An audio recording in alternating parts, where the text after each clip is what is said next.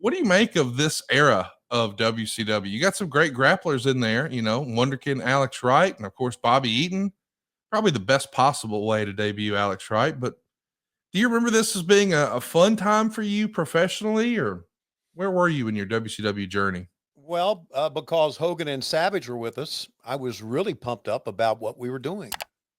Um, and I get it.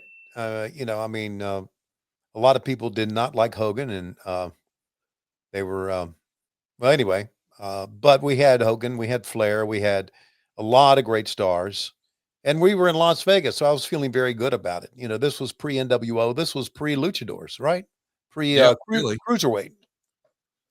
I guess the cruiserweights came around what in '97 or so, Well, maybe. you had flirted with that before, with like Brian Pillman and Jushin Liger back in even like 91. Yeah, But really and truly, I think most everyone would agree that the cruiserweight opportunity got turned up to a 9 with Nitro. What a way to start 1995, though. Tony Schiavone, Bobby Heenan, and Mean Gene Okerlund. Is this Stanford in 89 or WCW in 95? yeah. That's the question, right? I'm telling you right now, though, that I am absolutely thrilled to be standing there with these guys. I mean, yeah, and I go back to how great my career has been of the people I've worked with. These are the two of the greats ever. Heenan may be considered the greatest color man and manager ever. And of course, Gene Okerlund is the best stick man ever. There's nobody even close to him, how good he was. So I have a chance to work with these guys. Holy smokes. Right now, I'm on a pretty big high just standing there with these two guys. You ought to be. I mean, you talk about titans of the industry, Yeah, pardon the pun. I mean, this is two of them right here. absolutely. And it was fun. It was fun working at this time. It was fun being backstage. It was fun traveling from town to town. And it was just a great time. And take a look at this crowd. Believe you me, this crowd is a great crowd. And don't think Hulk Hogan didn't have something to do with it. Oh, no doubt. Yeah, probably had almost everything to do with it. They're calling this a sellout. 3,500 folks are there, 2,300 are paid, but they're shooting it to look like a lot more than 3,500, aren't they, Tony? Yeah, this is, I believe, at one time, Caesar's Palace had like this. I think this is it. I don't think I have it anymore. Had this building or Kwanzaa hut or whatever you want to call it outside in the parking lot, and this is where we shot because Caesar's Palace didn't have an arena. Do you believe this to be the same spot as WrestleMania 9? No, WrestleMania 9 was outside, right? Yeah, but I'm wondering, did they just enclose that? I'm saying geographically, latitude and longitude. Do you think No, this is the same location and they built this structure? no, this I think the structure already was there. I got you. I think WrestleMania outside was, as a matter of fact, if you go back and you watch that WrestleMania, I think you'll see a building outside as they are doing their entrances and everything. So it may have been right up against it. Of course, we couldn't put the people that they put outside, but we did okay. What do you think of Johnny B. Bad? Did this character age well? Like, with the benefit of hindsight, could we have done more with Mark Mero in WCW? What did this gimmick have a ceiling? Is what I'm trying to ask. Like, I could never really see Johnny B. Bad as the world champion. Could you? Right. Well, that's what I was going to ask you when you say, could we have done more with Johnny B. Bad? Do you mean, could we have pushed him to be a champion in a championship run? I think he could have been a television champion.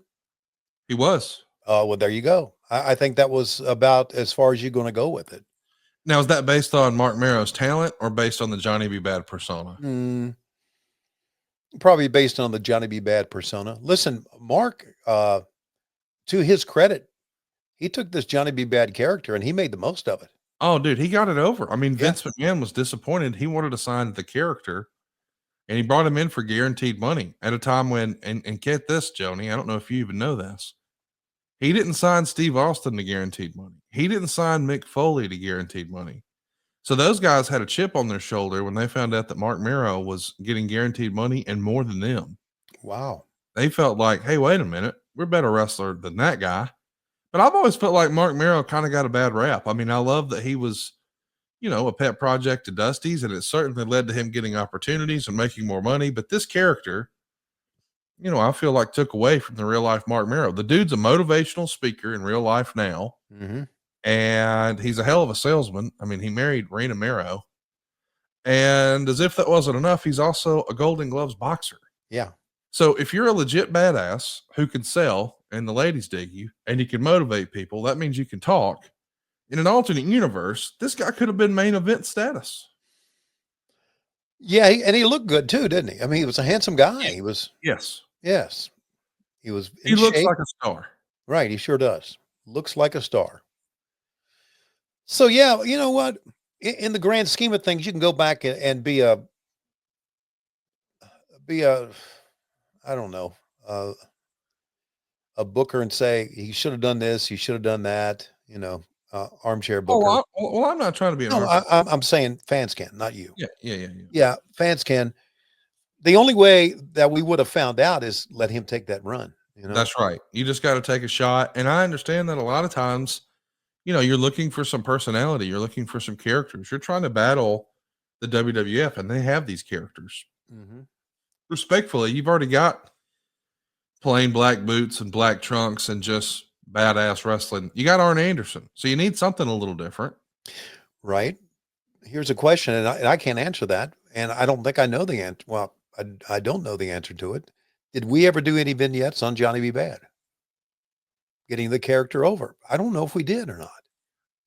I think you did when you first introduced it. I know the whole kiss that don't miss and the gun, the confetti gun. He has all the gimmicks. It feels like he and DDP tried to outdo each other with how many gimmicks can I do? I'm going to do the fancy robe. I'm going to do the glitter. I'm going to do the confetti gun. Yeah. There's lots of gimmicks here. Not in a bad way. Just saying, that's what it took. I think a lot of people felt like, hey, the over-the-top characters that had ruled the day from the mid-'80s to the early 90s, they certainly looked and felt a certain way. So it does feel like, hey, we need a larger-than-life character. On the other channel, they got a guy bringing a snake to the ring. They got a guy bringing a parrot to the ring or whatever that. What type of bird was Frankie? I should know that. Do you know the answer? Wasn't he a Fruit Loops bird? What is that? That's a toucan. That's not. Yeah, that's a toucan. I don't think it was at a type toucan. Of bird did Coco. Hey, these kids in the front row are getting into Johnny B. Bad. I don't know if you noticed it or not. These young kids. A macaw. We're stupid. A macaw. Duh. Oh, just named one of my stupid ass bird buddies. It would have told me. You have stupid ass bird buddies? Yeah, we talked about it. The thing I got Megan for Christmas. Yeah. Birds. You've shown me some of that. Yeah. Well, man, I'm getting blown up with them. I got 2 new species this past week. My wife's so excited. I was like, honey, we're so old. As she told me this, I was reading a goddamn newspaper, like a physical newspaper. So I started doing podcasts with you, and I aged 10 years. What? There are newspapers out there now? Yeah, man. I get the Gunnersville paper. It's called the Advertiser Gleam. I got to know who had a big snake in their yard and shit like that, and I find out. Well, you can find that. I'm sure they got a Facebook page. Hey, there's no doubt. Did you know there's a bird called a Carolina chickadee? No, I did not. Oh, wow. Yeah, I had a Carolina chickadee and a white-breasted nuthatch. Okay, I'm not making that up. A white-breasted nuthatch. I feel like that was like your fraternity name. With the white-breasted nuthatches. Ladies and gentlemen, coming to the ring. A white-breasted nuthatch. White-breasted nuthatches. Against the Carolina cockhead? What was that other one? Cockhead? No, Carolina chickadee. Carolina cockhead's a whole different deal. Okay. Woo.